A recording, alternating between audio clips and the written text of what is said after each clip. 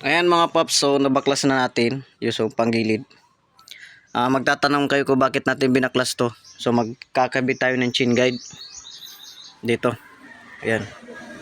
Kakabit natin to, yung chin guide na to. Ayan. So sa itsura pa lang ng makina, parang natuyuan na to, kumatok. Kaya nasira ang camshaft, nadurog ang chin guide. Tingnan nyo. Yan. Ayan o. Itim. Ang lala nito. So okay pa naman yung panggilid niya. So ito lang loob talaga ng makina.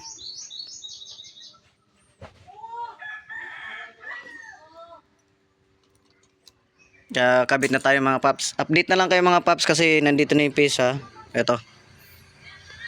Yung kanyang camshaft.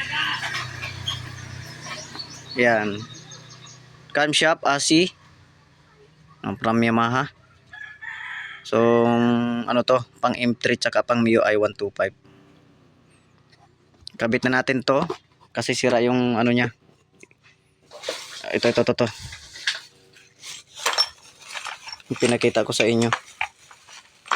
Yung kanyang camshaft, yan o. Putol yan. Sa durog ang bearing. So palitan natin ng bago. Yan. Yan yung bago niya mga paps. May bearing na rin siya, kompleto na. So is change sprocket na nagkakabit natin.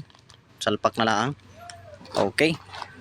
From Yamaha. Okay, let's go. Assemble tayo mga paps. Update na lang kayo mga paps sa mga magiging resulta nito. So matinding wala na rin langis. Oh. Konti na. Ayan oh. Ayan oh. Itim. So. Baba ang makina. Okay. Assemble natin mga paps. Let's go.